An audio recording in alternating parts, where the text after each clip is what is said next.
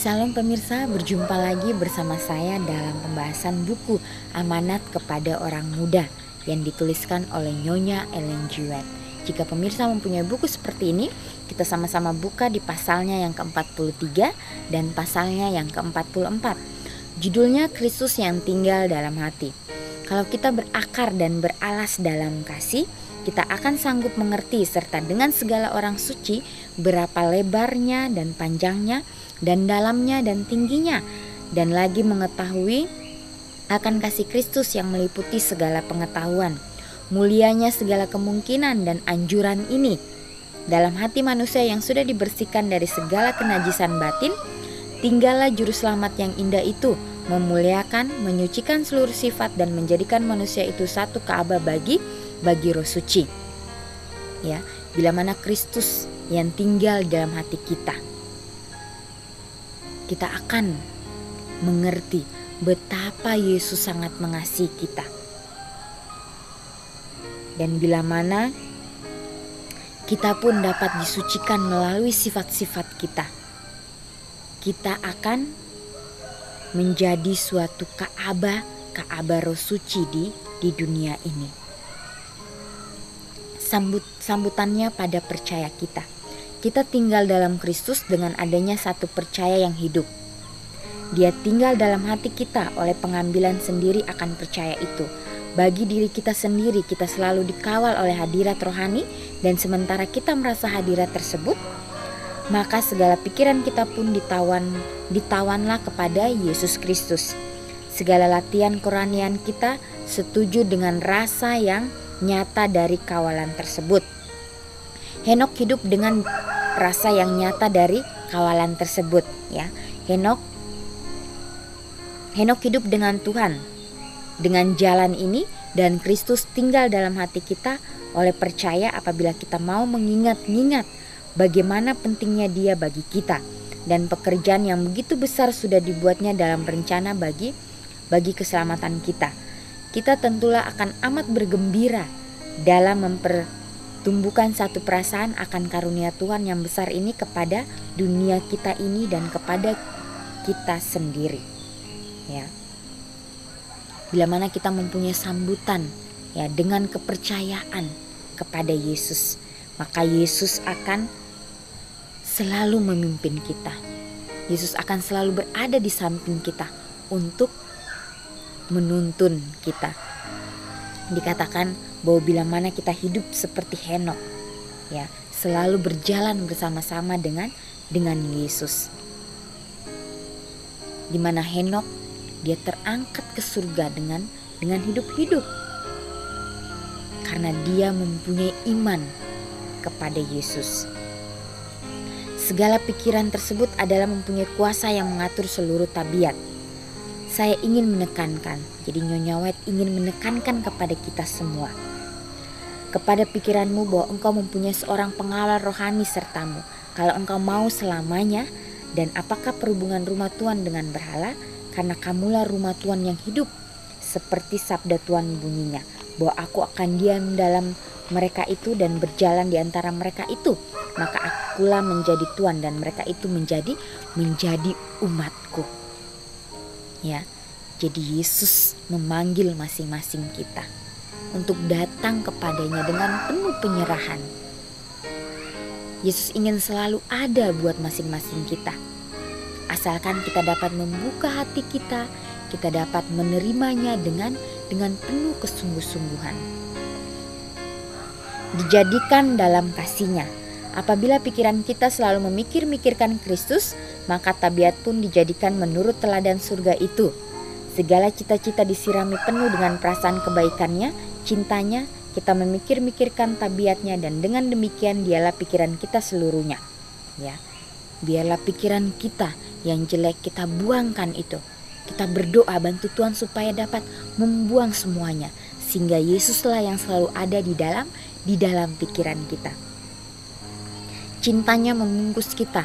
Kalau kita memandang meski sebentar saja atas matahari pada waktu panas matahari terik, apabila kita memalingkan mata kita, maka gambaran matahari itu akan selalu terlihat atas segala apa yang kita pandang.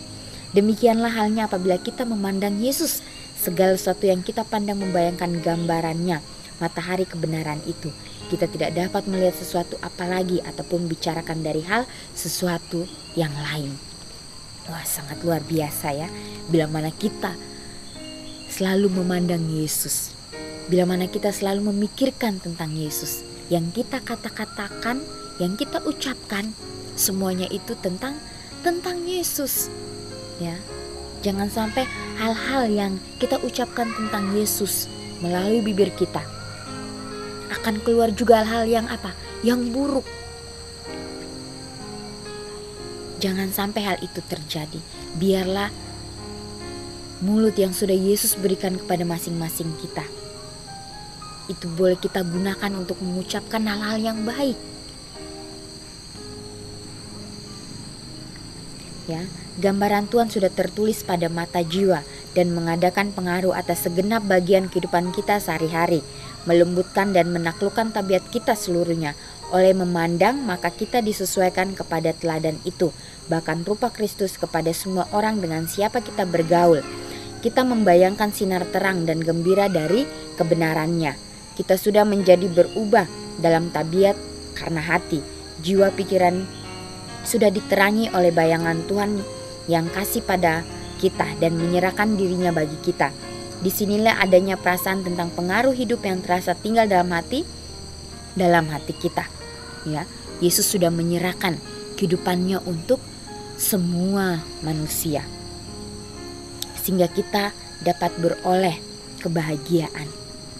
Yesus masih memberikan kesempatan kepada kita sampai detik ini untuk merubah akan sifat-sifat kita yang jelek, untuk merubah akan kehidupan kita. Biarlah kita dapat menyambut akan setiap panggilan daripada Yesus. Kita pun dipenuhi dengan pengajaran guru yang paling besar yang sudah pernah hidup dalam dunia ini. Satu perasaan bertanggung jawab kepada manusia dan pengaruh kepada manusia menjadi tabiat pemandangan kita tentang hidup dan tentang segala kewajiban setiap hari. Kristus menjadi segala sesuatu bagi kita, yang pertama dan yang penghabisan, yang terbaik di dalam segala perkara. Kristus rohnya, tabiatnya menjadi corak segala sesuatu. Itulah yang menjadi benang dan pakan, bahkan dagingnya seluruh badan kita. Perkataan Kristus adalah roh dan hidup. Jadi kita tidak dapat memusatkan segala perhatian kita terhadap diri kita sendiri. Bukanlah lagi kita yang hidup, melainkan Kristus yang hidup dalam kita. Dan Kristuslah yang menjadi pengharapan kemuliaan. Diri sudah mati, tetapi Kristus adalah seorang juru selamat yang hidup.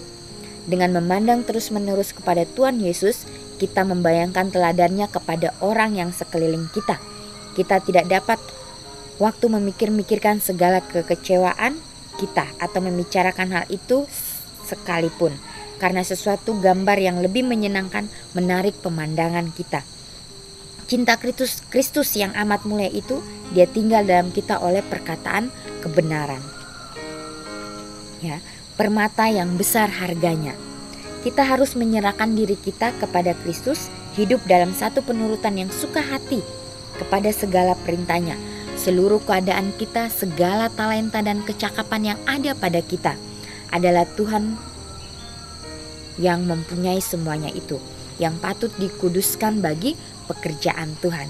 Apabila kita menyerahkan diri kita seluruhnya dengan cara yang demikian kepadanya, Kristus dengan segala harta benda surga memberikan dirinya pada kita, kita memperoleh permata yang amat besar harganya.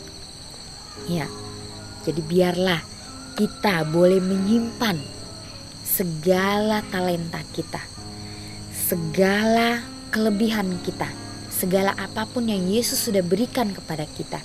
Kita serahkan sepenuhnya kepada Tuhan. Pakai semuanya itu untuk pekerjaan Tuhan.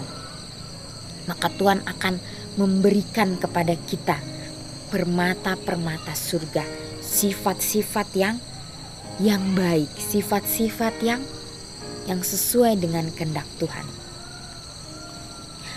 Pasalnya yang ke-44, penyangkalan diri. Wah, ya, penyangkalan diri. Yesus mengosongkan dirinya sendiri, dan di dalam segala perkara yang dibuatnya, diri itu tidak kelihatan. Ya. Dia menaklukkan segala perkara kepada kehendak Bapaknya. Pada waktu pekerjaannya dalam dunia sudah hampir selesai, dia dapat berkata, telah kupermuliakan dikau di atas bumi, dan kusampaikan pekerjaan yang kau berikan kepadaku akan dikerjakan. Dan dia perintahkan kepada kita, belajarlah padaku, karena aku ini lemah lembut dan rendah hati. Kalau barang seorang mau mengikut aku, hendaklah ia menyangkal dirinya. Biarlah diri itu diturunkan dari atas taktanya dan tidak lagi memerintahkan jiwa. Ya. Jadi kita harus menyangkal akan diri kita. Kita harus boleh hidup sederhana sebagaimana Yesus. Kita harus menyalipkan akan keinginan-keinginan daging kita. Ya, keinginan-keinginan yang hanya memuaskan akan diri kita. Kita salibkan semuanya itu. Sehingga kita boleh datang kepada Yesus. Karena kita tahu bahwa Yesus, dia berada di taktanya yang paling tinggi. Dia turun ke dunia ini. Dia menjadi manusia yang begitu hina, manusia yang begitu rendah. Itu adalah satu contoh yang sangat luar biasa. Satu contoh yang betul-betul harus kita tiru. Barang siapa yang memandang Kristus dalam penyangkalannya, akan dirinya kelembutan dan kerendahan hatinya akan terpaksa mengatakan, mukaku pun pucat lesu dan tidak aku bersemangat lagi. Keadaan kemanusiaan itu selalu berjuang hendak diketengahkan, siap sedia hendak bertempur. Akan tetapi barang siapa yang belajar tentang Kristus adalah dikosongkannya dirinya, kesombongan, cinta akan kedudukan yang lebih tinggi, dan terdapatlah ketenangan yang adem dalam jiwa. Diri berserah demi menurut kehendak Roh Suci. Lantas, kita pun tidak rindu lagi hendak mendapat kedudukan yang paling tinggi. Kita tidak lagi mempunyai keinginan hati hendak menonjolkan diri supaya mendapat perhatian. Melainkan kita merasa bahwa tempat kedudukan kita yang tertinggi adalah dekat kaki juru selamat. Kita memandang kepada Yesus, menunggu pimpinan tangannya, mendengarkan suaranya yang memimpin. Rasul Paulus mendapat pengalaman ini lalu katanya, aku sudah tersalib serta dengan Kristus. Adapun hidupku ini bukannya aku lagi, melainkan Kristus yang hidup di dalam aku. Tetapi hidup yang sekarang aku hidup di dalam tubuh ini. Aku hidup di dalam iman kepada Anak Tuhan yang mengasihi aku dan yang menyerahkan dirinya karena aku. Ya. Jadi kita hidup di dalam dunia ini, jangan sampai kita mementingkan akan diri kita sendiri. Baiklah kita serahkan kehidupan kita kepada Tuhan. Kita melayani Dia, melayani sesama kita. Biarlah kita boleh menjadi berkat dimanapun kita berada. Untuk itu, sahabat-sahabatku, saudara-saudaraku, terus pelajari firman Tuhan hari demi hari. Ya, sehingga kita boleh mendapatkan sukacita yang sangat luar biasa, berjalan bersama-sama dengan Yesus. Ya, biarlah pikiran kita akan diubahkan sehingga kita dapat berpikir sebagaimana yang Yesus pikirkan, sehingga kita dapat berkata-kata, mengucapkan hal-hal sesuai dengan firman Tuhan. Ya, itu akan merasakan sebuah sukacita yang tidak pernah kita alami.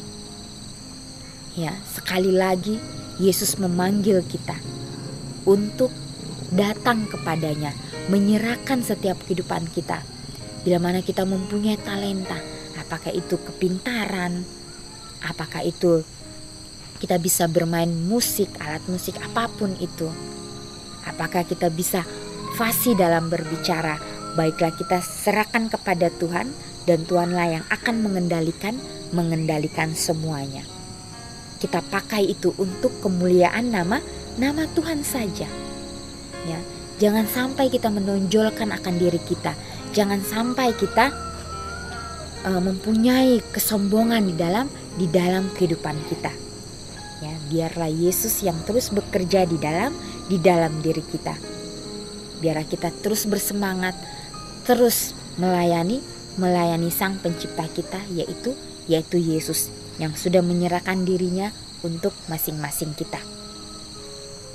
Inilah menjadi renungan bagi masing-masing kita, sehingga kita boleh layak untuk menerima akan kasih-Nya yang sangat luar biasa di dalam kehidupan kita. Kiranya Tuhan memberkati.